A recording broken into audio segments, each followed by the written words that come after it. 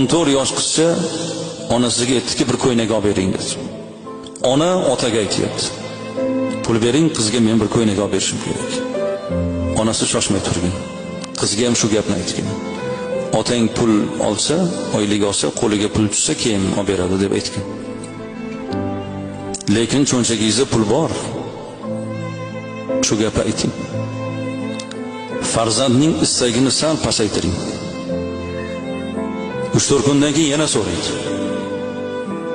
Ayting, odamga olib bersin deydi.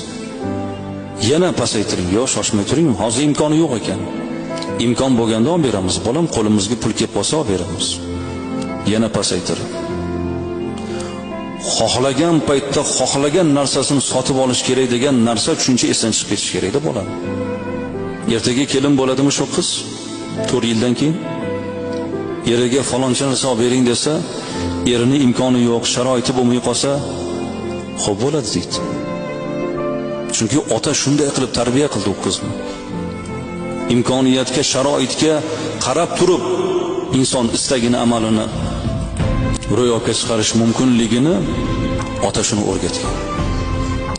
Men qiyin kunni ko'rganman, bolalarim yaxshi kiyinsin, yaxshi yesin deb turib, nima desa og'zidan chiqqanini olib beraversangiz, ertaga yaxshi bo'lmaydi shu farzandlar.